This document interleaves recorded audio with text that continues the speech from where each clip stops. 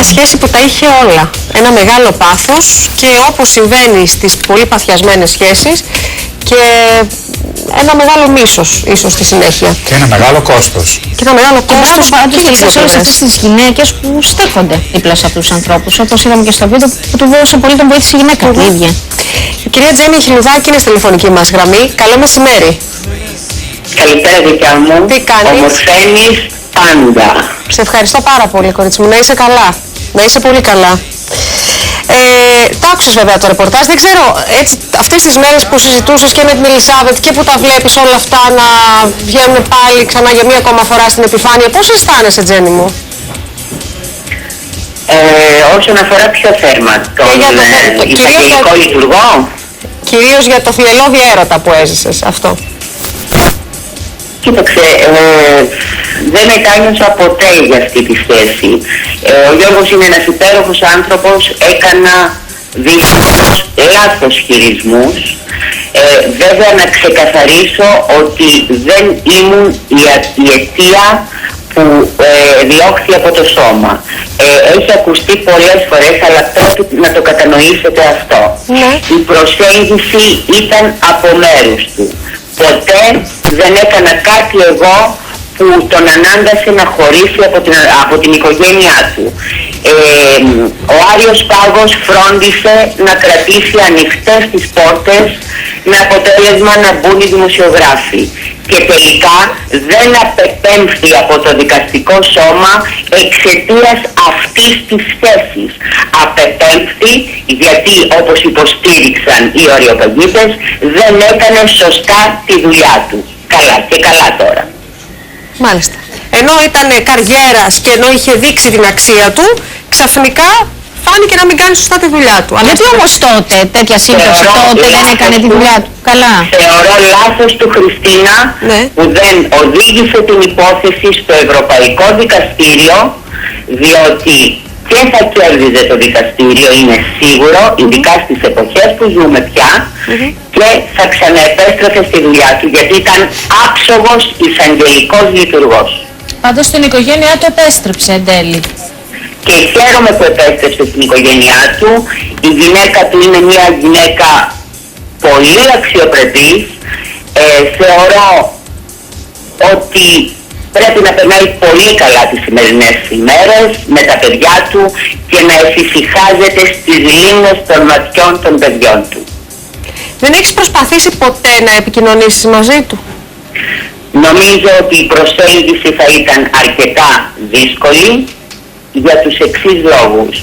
Έχω μιλήσει στο παρελθόν άσχημα για τον Γιώργο Σακελαρόπουλο. Δεν νομίζω ότι θα μπορούσε να με ξαναεμπιστευτεί ποτέ και δεν νομίζω ότι θα ήθελε να με ξανασυναντήσει ποτέ στη ζωή του, γιατί δεν είμαι και η Χιλουδάκη που ήμουν τότε, είμαι μια άσχημούλα γυναίκα πλέον. Όχι, μην το λες αυτό το πράγμα, καθόλου μην το λες αυτό.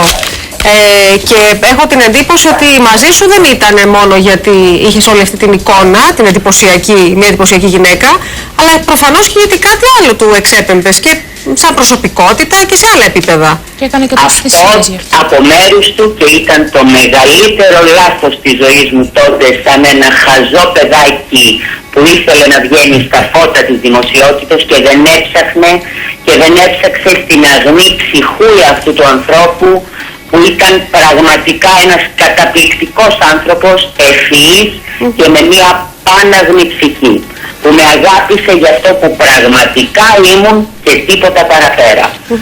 Λάθος χειρισμός δικός μου, διότι έπρεπε να το δω το πράγμα πολύ πιο ανθρώπινα και αν, όπως αισθάνομαι σήμερα, αισθανόμουν και τότε, να είστε σίγουροι ότι τα πράγματα θα ήταν εντελώς διαφορετικά. Έχετε μετανιώσει δηλαδή για τον τρόπο που του έχετε φερθεί, έτσι?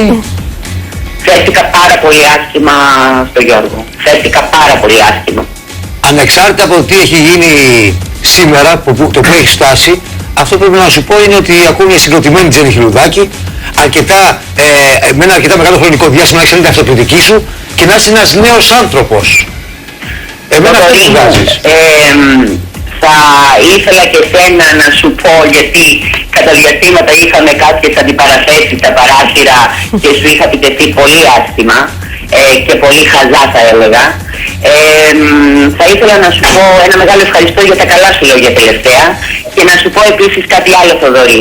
Αν στα 40 του ένας άνθρωπος δεν κάνει την αυτοκριτική του και δεν από τα χαστούκια της ζωής δεν μαθαίνει και δεν φτάνει στην εσωτερική του γαλήνη και στη φώτιση, νομίζω θα πρέπει να μετακομίσει σε άλλο πλανήτη. Η ανθρώπινη φύση είναι τέτοια που να σε κάνει να λογικεύεσαι, να βλέπεις τα πράγματα με την ανθρώπινη προσέγγιση τους και να γίνεσαι πιο φωτισμένος άνθρωπος.